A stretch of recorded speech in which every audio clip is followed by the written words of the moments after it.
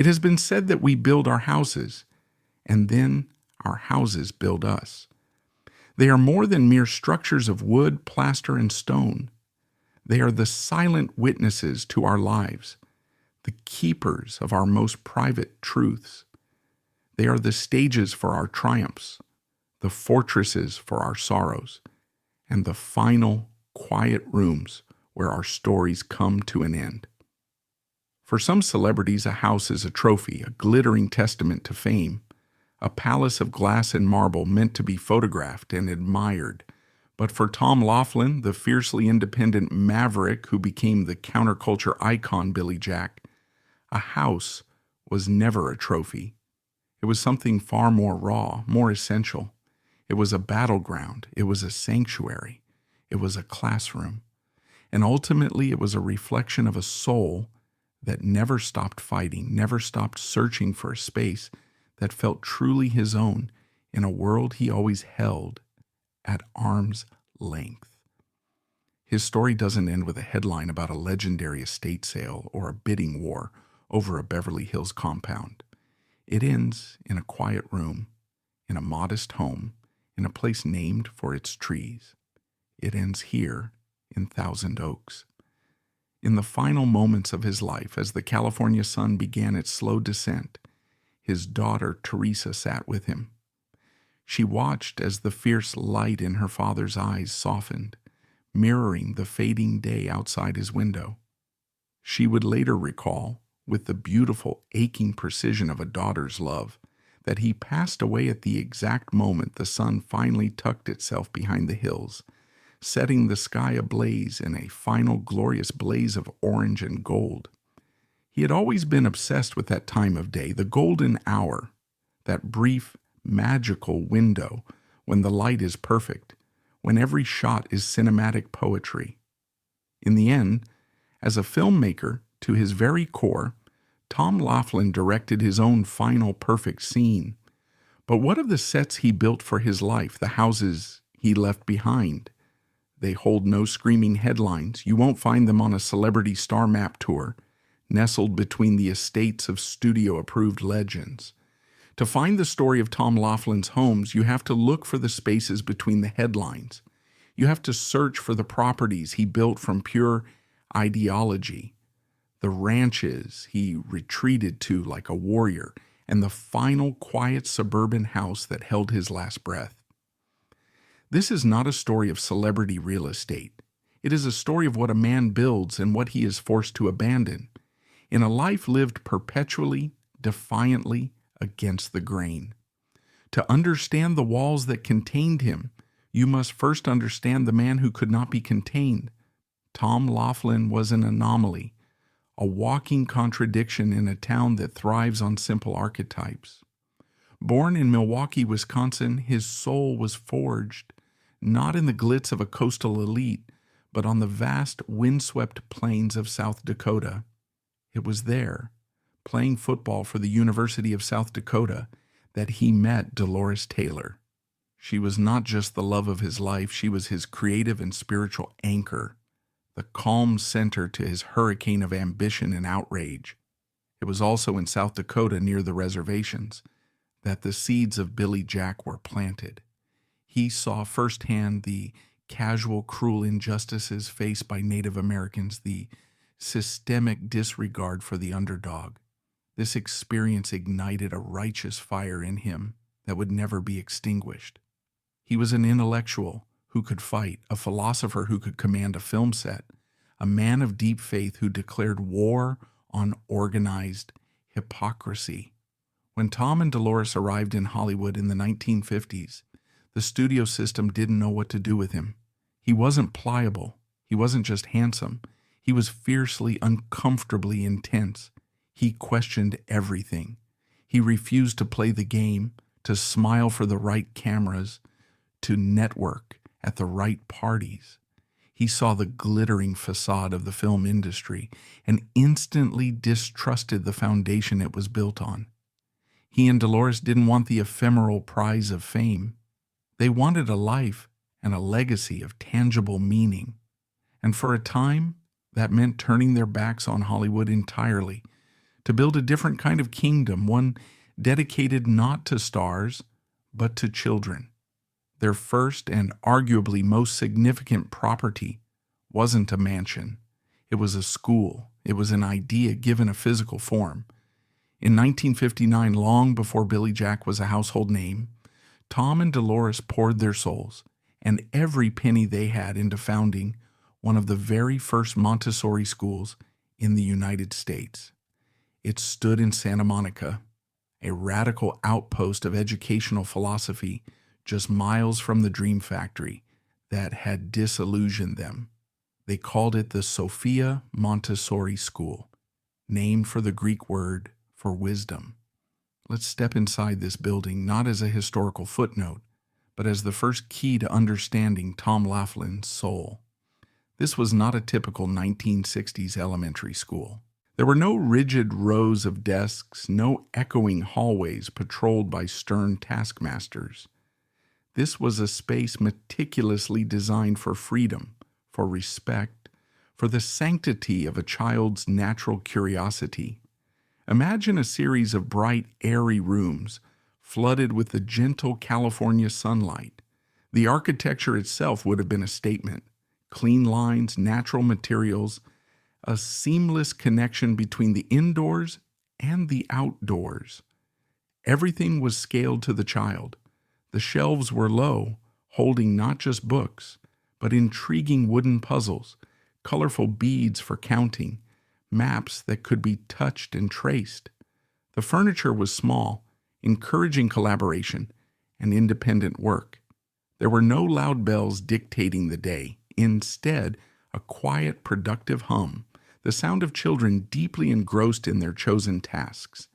This was the antithesis of the factory model of education. It was a workshop for the human spirit. Tom Laughlin, the man who would later personify righteous anger on screen, found a different kind of purpose here. He wasn't just the founder, he was an active participant. He saw this school as a laboratory for a better society. If you could raise a generation of children to be independent, respectful, and self-motivated, you could change the world. The school became a physical manifestation of his most deeply held ideals. It was the freedom school from his future films, but made real a tangible utopia carved out of the California coastline. The school flourished. It became a beacon for progressive parents, eventually growing into the largest Montessori school in the country. For a few brief golden years, Tom and Dolores were not struggling actors, but revered educators. They had built their sanctuary. But the world has a way of testing sanctuaries. The very fierce independence that made Tom a visionary also made him a difficult administrator. He clashed with partners. The financial realities of running such a large, ambitious institution began to mount. The dream was expensive, and his refusal to compromise on his principles left little room for financial maneuvering. In 1965, the Sophia Montessori School, his living, breathing thesis on a better world, went bankrupt. The dream collapsed. He had built his utopia brick by loving brick, and he had lost it. The building was sold, the community was scattered. For Tom Laughlin, this was more than a financial failure. It was a profound spiritual wound. It was the first of his great abandoned houses, a home for his ideals that he could no longer protect. The loss was devastating, but it was also clarifying. If he couldn't build his perfect world through education, he would build it on screen. He would take the spirit of that school, its defense of the vulnerable, its belief in freedom, and give it a name and a fist. He would become Billy Jack. The sting of that loss, the ghost of that abandoned school, propelled him back into the film industry, but this time there would be no compromise. He would do it entirely on his own terms. He would write, direct, and star in his own films. He would create his own hero, his own mythology. And just as the character of Billy Jack was a man of the land, a half Navajo warrior who drew his strength from the earth, Tom Laughlin was drawn to places that echoed that spirit. After the unprecedented explosive success of Billy Jack in the early 1970s, a film the studios rejected, which he then distributed himself to astonishing success, Tom Laughlin finally had the financial freedom to build a home that was a true reflection of his hard-won status. But he didn't buy a mansion in Beverly Hills or a sleek bachelor pad overlooking the Sunset Strip. That would have been a surrender. Instead, he sought refuge. He sought distance. He and his family settled in a place that was a world away from the manicured artifice of Hollywood, in what was described at the time as horse country east of the city. While no glossy architectural digest spreads exist, we can reconstruct this property from the fragments of interviews and the very DNA of his personality. This was not a house designed to impress guests. It was a fortress designed to keep the world out. Picture a long, unpaved driveway, kicking up dust as a car approaches, winding its way through the rugged chaparral-covered hills. The house itself wouldn't announce its presence. It would be a low-slung, sprawling ranch-style home, built not of delicate stucco, but of substantial earthy materials. Thick wooden beams, natural stone, adobe walls that seemed to grow organically from the landscape. The architecture would be masculine, solid, and unpretentious. This was his command post. Let's take a tour of this fortress. You would enter not into a grand, sterile foyer, but a great room, dominated by a massive stone fireplace, the hearth large enough to burn whole logs. The furniture would be heavy, comfortable, and functional. Worn leather sofas, solid oak tables. The art on the walls wouldn't be fashionable pop art, but perhaps Native American weavings, historical maps of the West, and black and white photographs of stark landscapes. The entire space would be oriented towards the view, not of a glittering city, but of the untamed hills and the vast, indifferent sky.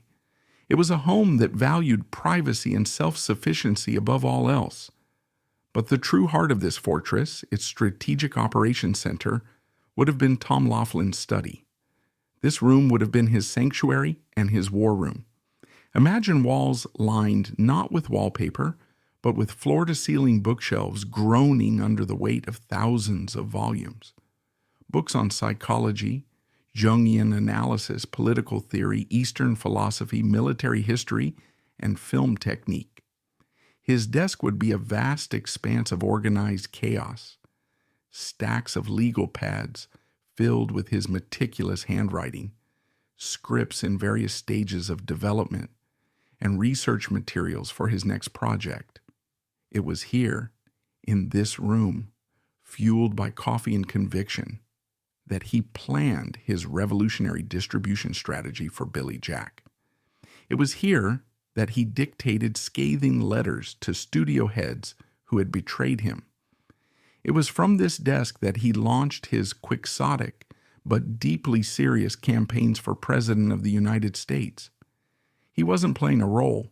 He genuinely believed he could fix the broken system, and this room was the physical epicenter of that belief.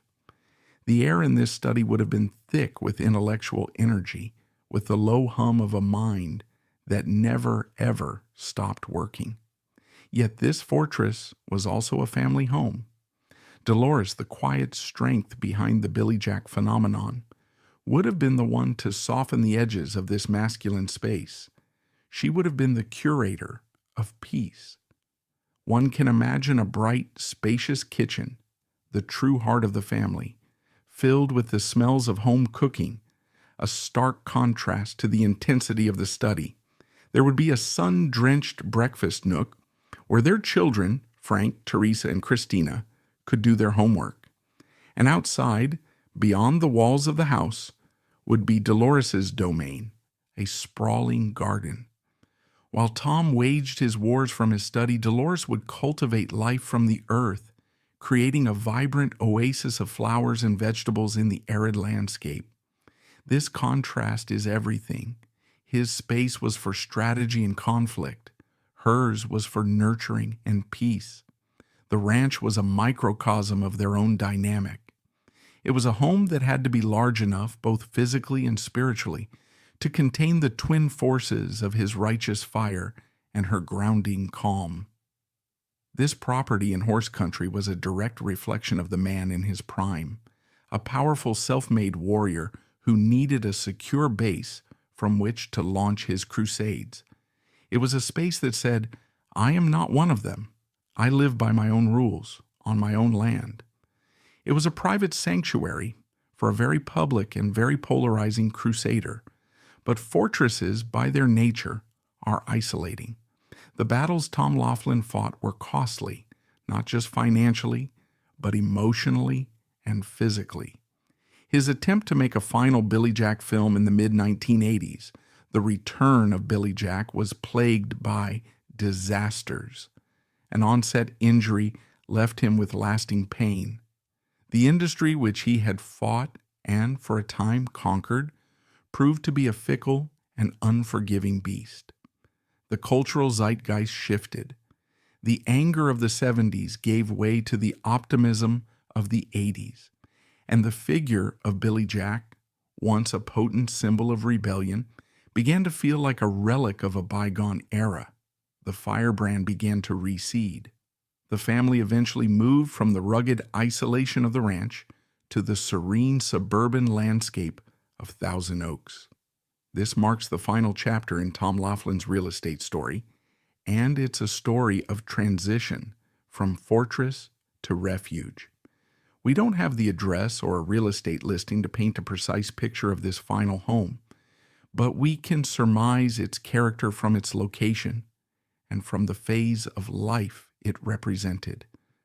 Thousand Oaks is a community known for its quiet streets, its good schools, its namesake trees.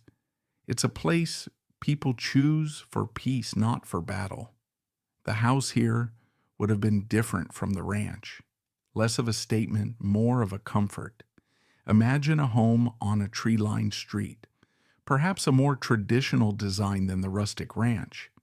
A home with a well-tended garden, a comfortable den, and large windows that looked out onto a peaceful neighborhood.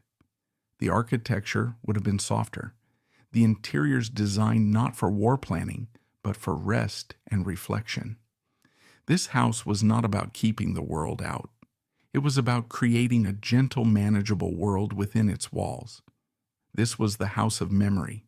The intense, overflowing bookshelves of the ranch's study may have been edited down, the remaining books being old friends rather than weapons.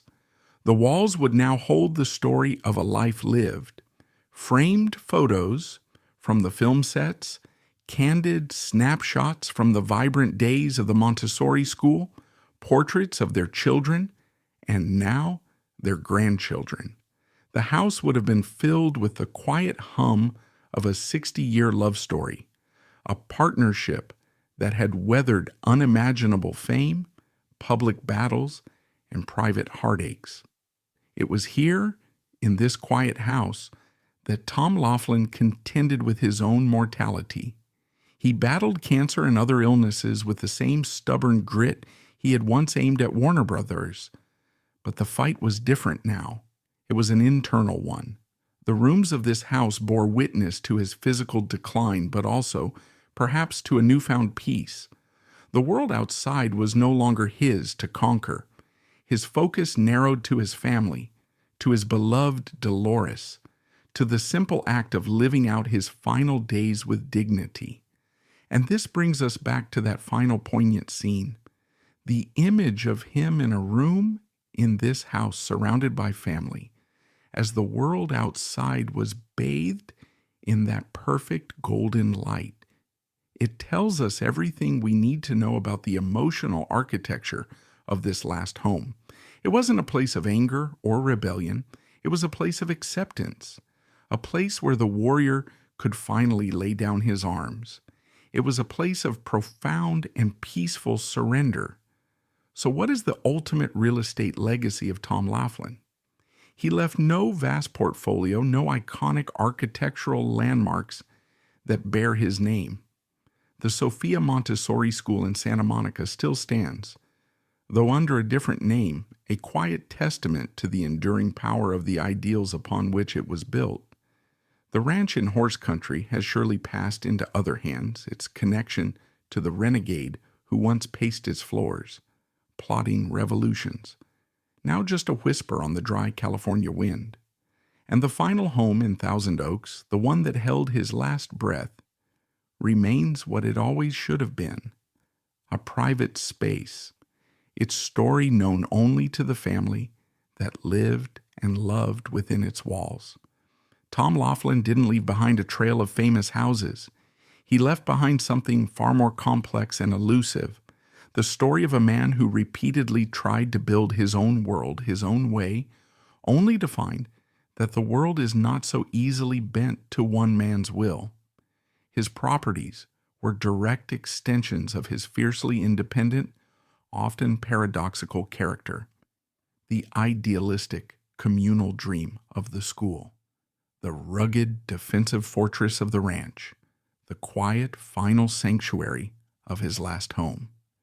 Each one tells a chapter of his story. The theme of the abandoned house echoes through his life, not as a story of neglect, but as a metaphor for his journey. He abandoned Hollywood's path to build a school. He was forced to abandon that school when his vision outstripped his resources. He, in many ways, felt abandoned by the very industry he helped to revolutionize. He was a man who built things with a profound sense of purpose, only to see them slip through his fingers. His net worth at the time of his death was estimated at a few $1 million, a shockingly modest sum for a man whose films grossed hundreds of millions and who literally changed the way movies are distributed. But he was never playing for money. He was playing for keeps. His real legacy isn't measured in dollars or in square footage. It's measured in the raw, defiant, and enduring spirit of Billy Jack, a spirit that found its voice not in the boardrooms of power, but in the quiet, fiercely protected, and deeply personal spaces that Tom Laughlin called home. And in that final golden light in that last quiet room, it was a spirit that finally and peacefully was released. That's a wrap for today's video. If you enjoyed it, smash that like button, drop us a comment below, and don't forget to subscribe so you'll never miss our new content. Thanks for watching.